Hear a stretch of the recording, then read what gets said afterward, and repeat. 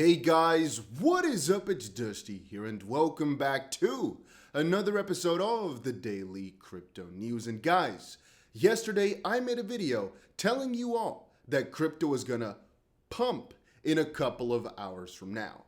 Want to give you guys an update on that today, show you guys exactly what happened and what my expectations were. Plus, there's a very interesting update on the Ripple v SEC lawsuit. We have some NFT news and more coming up in this video. You guys know I'm going to try and put some timestamps down below because there's different subjects within this video.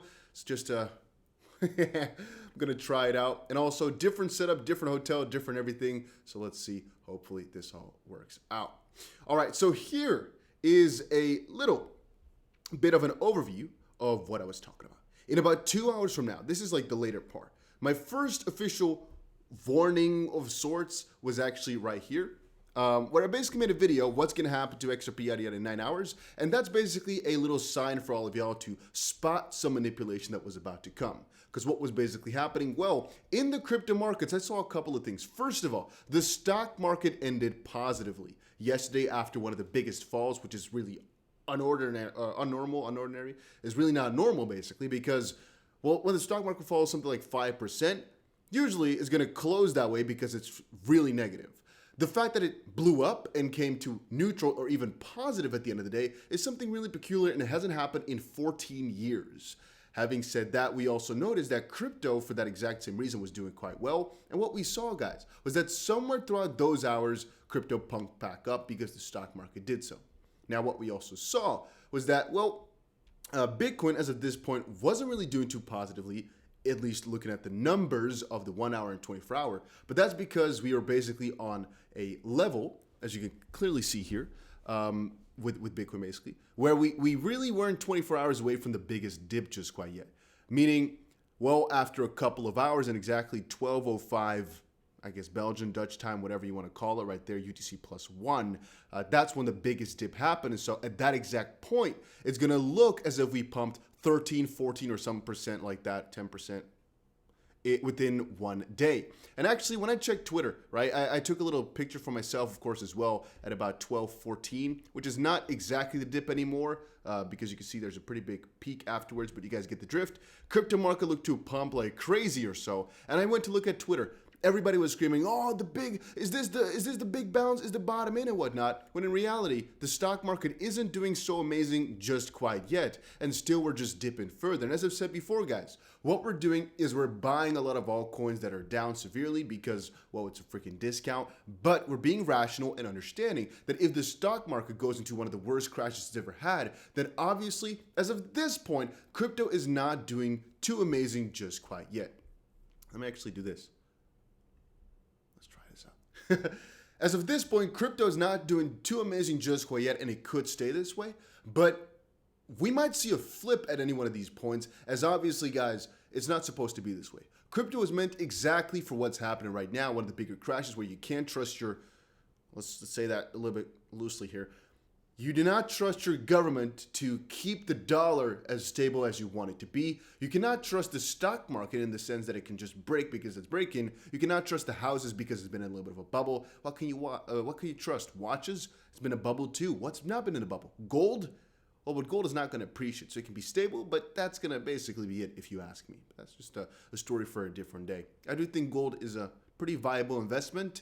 Then again, we cannot say it's necessarily finite. There's a couple caveats with investing large sums in gold because, well, it's for keeping value. It's not for accumulating value. There's a very big inherent difference in that. If you're already rich, gold is, I think, pretty fine. If you're trying to get rich, I don't think that's the way to do it. But that's just, again, my thoughts. Having said that, what are we doing right now? Stocking up on altcoins. Why? Because they're down so severely. Understanding in our head that we can fall quite a lot further, so we're not spending all of our money just quite yet. Am I bearish? No. Am I going to sell my crypto? No. I'm literally just adding to my position because I think that's the best thing I can do, but I'm keeping them ahead as long as the stock market moves down. And we're still in this manipulative state, basically, where Bitcoin falls due to the stock market and it goes 1-to-1. That we're not going to all of a sudden see a crazy No, actually, let me say it differently. We most likely will see a crazy flip overnight where all of a sudden some bigger whales, some big manipulators decide to just switch it up and get Bitcoin to move in accordance to where it should go instead of following the stock market on a one-to-one basis. But again, that is just me. All right, having said that, let's take a little bit of a look at our Ripple v SEC update because I think it's rather interesting what just happened here. John Deaton shared this over on Twitter. To my fellow XRP holders, Judge Netburn has said the following. Guys, by the way, if you're watching this video right now, make sure you press that like button to help out with the YouTube algorithm. And you know how long it took me to get this proper lighting set up here? You know, because it's a hotel room. You can't just get everything you want, of course, right? And I've been scouting every hotel in my catalog for the best lighting setup in the background. And the unfortunate part is that in these smaller videos, you don't see it. Here you can see how beautiful, right? This little light right here, the lights on the side. You know how long it took me to set, or I guess look for the proper setup here? All I'm doing for this content, guys. And in my screen here, it looks way more beautiful than it actually shows up on stream. I think because of the blur effect that might be on there for some reason. I'm not too sure about that, but it's good. It's all good. I'm happy with it. All right, having said that, let's move on. To my fellow XRP holders, Judge Netburn has said the following. My understanding is that XRP has a utility as currency, and that's what separates it from Bitcoin and Ether, which is a very strange yet interesting statement. But based on what you just said, every person in the world selling XRP is committing a Section 5 violation. Where was that? Well, James Phillips shared here, see page 11 and 44 of the transcript from March 26, 2021. Let's quickly see here. Somebody said, I would have been okay if she didn't comment on the statement. With this statement, it's a toss-up. She can't go either way. We need to call on Congress to get the ball rolling. Little side note, a lot of you guys were saying, Dusty, what do we do on the Congress stuff? What do we get going? Well, basically what John Deaton is trying to do is trying to throw up a ball to Congress that this is really wrong what the SEC is doing and they need to be investigated. And also one, I guess, side note that kind of slipped by me because that was not the information we had at the time. When I made my video yesterday about this lawsuit order, judge order, this was basically 1 minute after the order came out, all right? We couldn't really get too deep into it because it was 1 minute. The reason I posted it late, as I said in that video too, was because of a couple of errors. I said at the end of this video and at the start of this video what was basically wrong with the timing on this. But for that exact reason as well, I didn't really look into the different theories behind it. And what the theories behind the order from yesterday were basically that the judge most likely approved the SEC to file a motion for basically reconsideration, most likely to rule out that they will not appeal any decision in the future. He's basically doing this to set in stone all the different intermediary decisions, basically, and so they cannot come back later and say, no, we want to dispute that, we want to dispute this, and appeal this, dispute that, because it's basically all been considered properly. The SEC went through all different routes that they could to get the decision that they wanted or the result they wanted, and if the judge just case by case, piece by piece, kind of breaks them down and that starts stacking up, it's going to be a lot harder for them to eventually say, nah, there was something wrong, because he's going to be like, well, does this entire part, every single step, like A, B, C, D, E, F, G, look good? There's a very good chance that H is also good, right? In that sense, right? If you're like building on top of A, and then building on top of A and B, and then building on top of A, B, C, and then all the way to H, there's a very high probability that that's also good. At least that's my thought process. All right, John Dean says, she was calling the SEC attorney out and pointing out that according to his theory, every XRP holder would be breaking the law. She's pointing out how overbroad and far-reaching the theory is. And that's, again, something I've been thinking about for a long while. Thanks, Marine, for clarifying. Again, we found out that John was in the Marine when we did the interview like last week. I'm 12 years short of a law degree, but my cousin is one of the favorite. Okay. And he said, thank you. Yes, okay, never mind. I thought that might be a cool part in there. Here we also have, so both him and Clayton are now recorded saying the W word. This cannot be ignored. I'm actually not too sure what that is about, guys. I'm just seeing this now. And it's not just the we part. It's in fact that Clayton is encouraging people to go to the website and read its speech. Why do you do that? Okay, let's actually watch this, right? It's 19 seconds. Let me see if there's sound. Bill Hinman recently outlined the approach we take to evaluate whether a digital asset is a security. And I encourage you to take a look at Bill's speech, which is available on our website.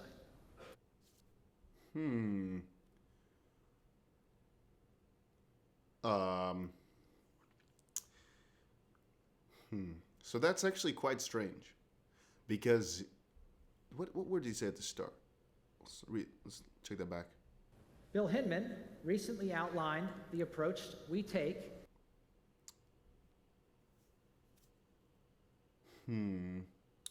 Bill Hinman recently outlined the approach we take, and I strongly encourage you to look at, check it out.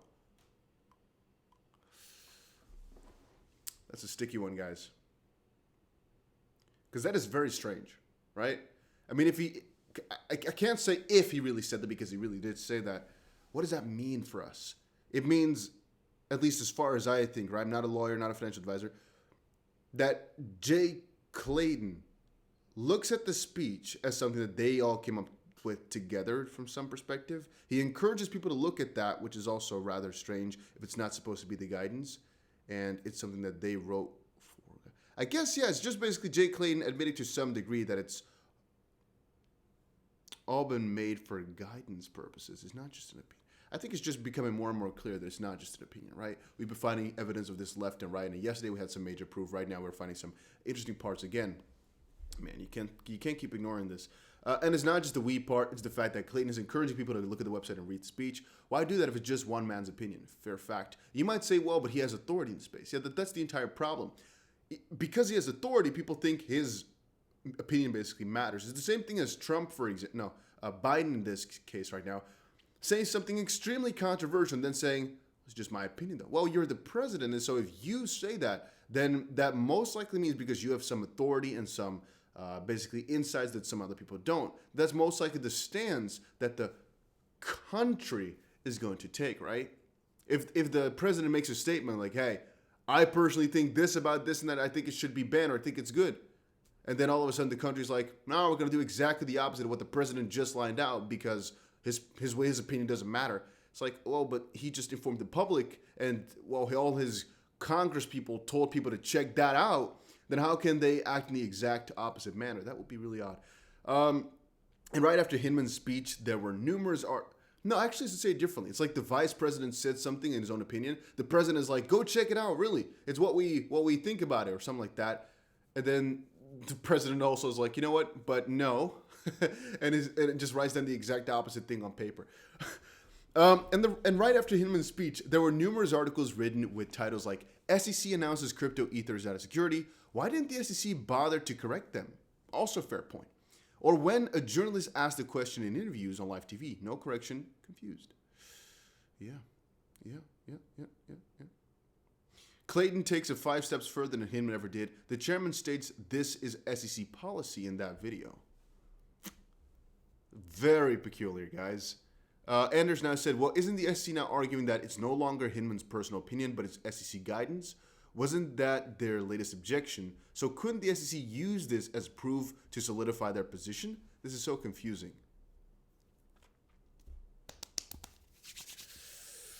Oh, my days. Let me know down below what you guys think about this one. It's a sticky one. It's a really sticky one. Really strange. Really strange. I want to take a look at page 19 and 4, or 11 and 44. Let's see. Let's go for 11. Okay, that didn't work for anything at all. I guess just go to page 11. Whatever, we'll just scroll. All right, we're almost there. Page 14, I'm a little bit too fast. Here's page 11. Okay, my understanding of XRP is that not only does it have some sort of currency value, but it also has a utility, and that utility distinguishes it, I think, from Bitcoin and Ether. Is that correct? Mr. Solomon from, let's say, Ripple side. So Bitcoin and Ether, I think, also have utilities. They also have use. You can't use Bitcoin, for example, necessarily everywhere to buy a cup of coffee or buy groceries, but Bitcoin does have some use cases that are developed. So does Ether. They have smart contracts, for example, that can be done over the Ethereum blockchain. XP has developed a number of use cases, yada, yada, yada. And let's quickly see what Judge said about that then afterwards. All right, let's move forward then to discovery. So basically, the Ripple side got to explain what they think the XRP utility is. And then the judge said, all right, let's move on. I think we actually covered this while it was happening, no? At least to me, it kind of feels as if we did. Is there a way to scroll through this faster? Like this. Page 44. Okay, let's get it going. There we go. Oh, perfect. 44. You guys can't see it, but here I can see 44 exactly. All right. Let's quickly check this out. So forget everybody. Okay, let's see from here. The court said that the individual defendants violated Section 5. Okay, let's see. What are the violations we are charging? We need to be able to establish exactly what times and which times and how many times the statute was violated by these sales. It simply goes to the core of the case, to the core of the claim of Section 5. And the court said, because I think that's Ripple's side, no? Oh, it's Mr. Tenrero. Okay, from the SEC side. They want to clarify some stuff. The court said that the individual defendants violated Section 5 every time they sold it. So forget everybody else who's selling XRP. These individual defendants violated Section 5 each and every time they sold it, ? And he said, well, this is the SEC. Well, Your Honor, so I'm sorry. What was the question about the other individuals that were selling? And the court said, presumably under this theory then, every individual in the world who's selling XRP would be committing a Section 5 violation based on what you said. And he said, well, that's not quite correct, Your Honor. So the statute of the Securities Act has some sort of registration provision under Section 5 and then an exemption provision under Section 4. And broadly speaking, the Section 4 exemptions, I'm speaking very generally here, if these are transactions by people in the market, they are exempted by statute. Section 5, though, focuses on and is relevant to this case, the issuer and the affiliates of the issuer. So this is only Mr. Larson and Mr. Garlinghouse, the CEOs, or someone on the board, the affiliates, yada, yada, yada. The court said, and you have specific claims. I apologize for asking a question maybe I should know the answer to, but you have claims against these two defendants that they have engaged in these violations. And I thought the claims were aiding and abetting of Ripple, but there's also claims that they individually engaged in violations. And Mr. Reno said, yes, we allege that the individual defendants violated Section 5 with their own sales because they were affiliates of Ripple. This is a sticky one. We actually covered this before, but the question at hand here is basically who's doing something wrong. And I remember Ripple's defense to this one. As far as I know, Ripple said, well, but we're just market participants just like the other XP holders, so what makes us different to them? And I think John Deaton is on the same line saying, well, how are we doing something wrong? And how is Ripple doing something wrong if we're not doing something wrong? Because the point they make a little bit prior, a little bit upward somewhere, I believe is that they did say that every single XP transaction was like and now they're trying to claim there's an exemption. But I believe that John Dean found out that they basically contradicted themselves on that one. And they were doing it a little bit sneaky for the judge right now, because before they were mentioning that every single transaction was a security seal. But I could be mistaken on that one. All right. Having said that, guys, we're already going really far into this episode. So you know what? The NFT thing, I wanted to just quickly say, there's a little talk about NFTs left and right. So one is that YouTube is jumping on the NFT bandwagon, which is interesting. Very interesting. I really wonder what's going to come out of that, but we shall see. I'm just quickly putting up the notion right now, right? We're going to go further into it in a different video later today. And I saw another one. I had another NFT article somewhere. All right, for some reason it's gone. It basically was talking about McDonald's getting into NFTs, but for some reason I cannot find it anymore. No worries, guys. No worries. We'll talk about it a little bit later today. Hopefully you enjoyed this video. I also have a very juicy video on Ripple coming later about Ripple this. I need to look into it further. So just check back on my channel in a couple of hours from now. I think it's going to be very interesting.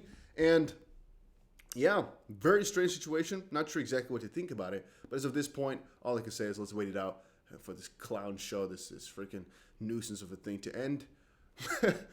We're all on the same page here when I say that this makes absolutely no sense. Some of you were saying it does because they all want to play it out like this or like that. You might say it. You might say the judge is on Ripple's side from the get-go and she just has a plan of some degree. Could be. But to me, it's just such a vague situation, guys. It's so vague, and I sincerely hope that it's going to be fixed not too long from now. And all I can say about that is, let us see. That was it for today's video. Hopefully you all enjoyed it. See you guys again tomorrow. Oh, no, later today. Another video coming up soon. So stay subscribed, have the notification bell on, and I'll see you later.